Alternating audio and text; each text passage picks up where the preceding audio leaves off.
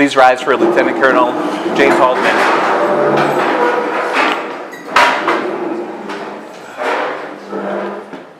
Well, thank you. Please, everybody, please be seated. Thank you very much. Well, good evening, and once again, we did this last year. I came here very grateful to be able to play a part in this very solemn ceremony. It's a moment for all of us to reflect on our heroes, our friends and loved ones that we've lost, for those who are still missing, and for those still in the grips of the enemy abroad as prisoners of war.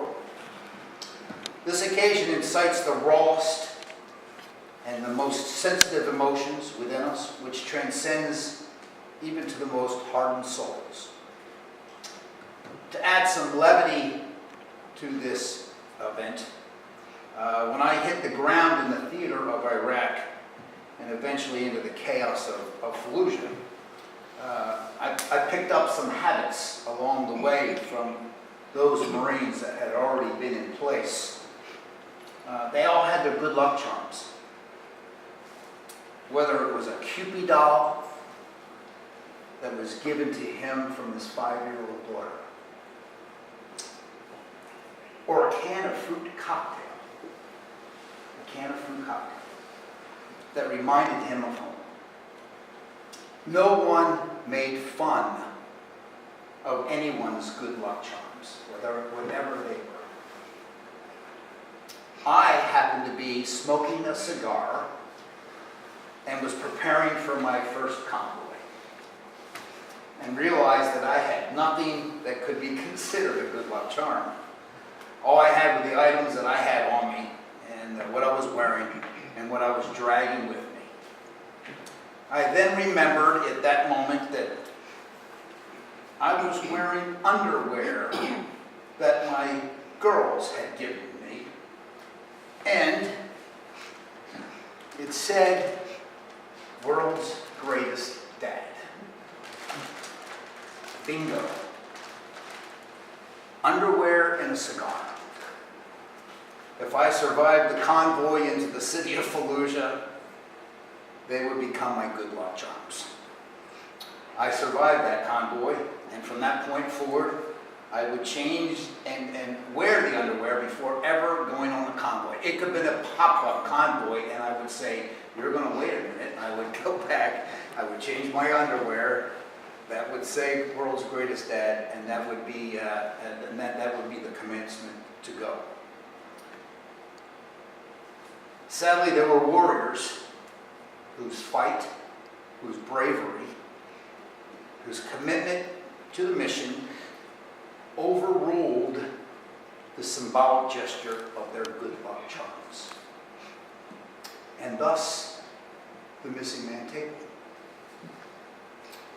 The Missing Man Table is reserved as a place of honor and as a focal point set up during special occasions like this of ours tonight, in memory of the fallen, the missing, and the imprisoned military service members. And at this time, I'll prepare the Missing Man Table and explain the symbolic meaning to each particular item.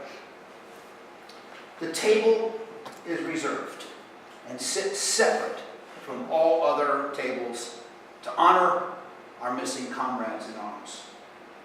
The table is round to show that our concern for them is never ending. The table is smaller than all the other dining tables, symbolizing the frailty of one prisoner alone against his oppressors. The white tablecloth draped over the table represents the purity of their motives when answering the nation's call to serve. The empty chair depicts an unknown face representing no specific soldier, sailor, airman, or marine, but all those who are not with us here tonight.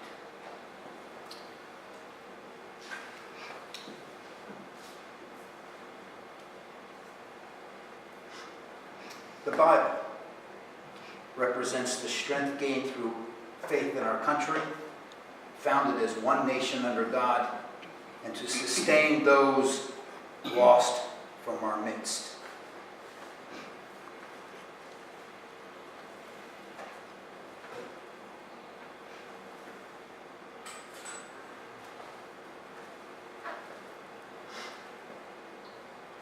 The vase is tied with a yellow ribbon, symbol of our continued determination to account for our missing.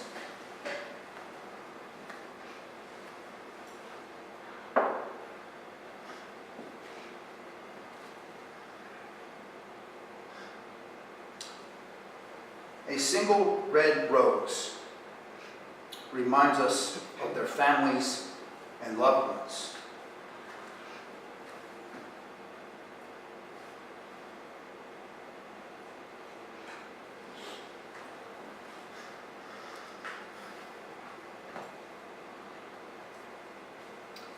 The black napkin stands for the emptiness these warriors have left in the hearts of their families and loved ones.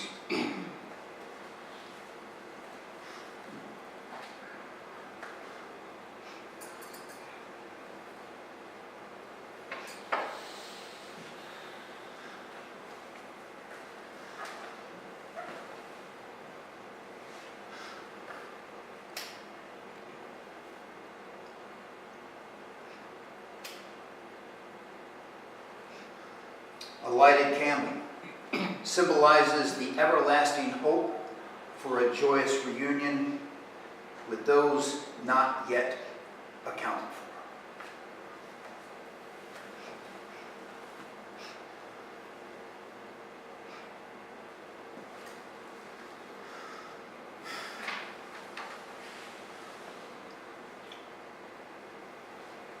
A slice of lemon on the plate reminds us of the bitter fate of those captured and missing in a foreign land.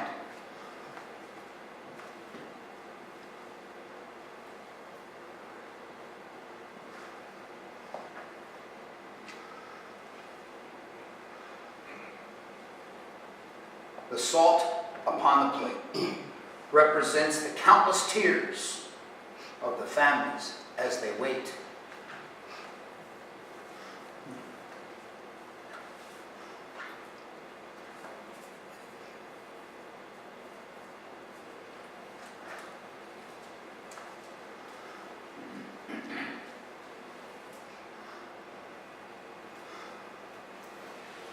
The flag, folded 13 times to pay tribute to our nation's honored dead.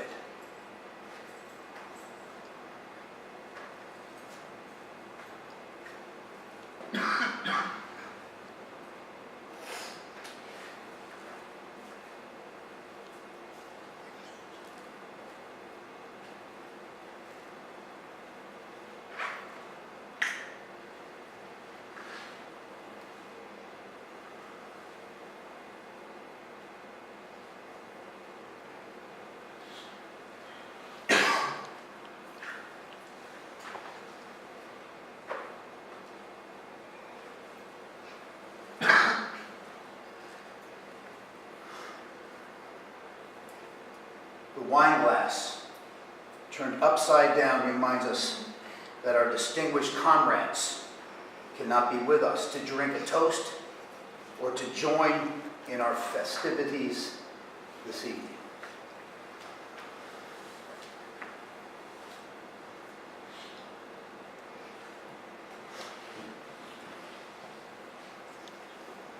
I now ask all of you to rise.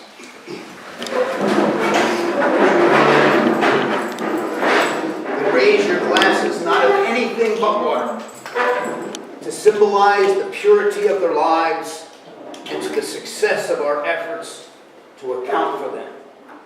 Once in the memory of the fallen, twice for those missing in action, and thrice for those still in prison.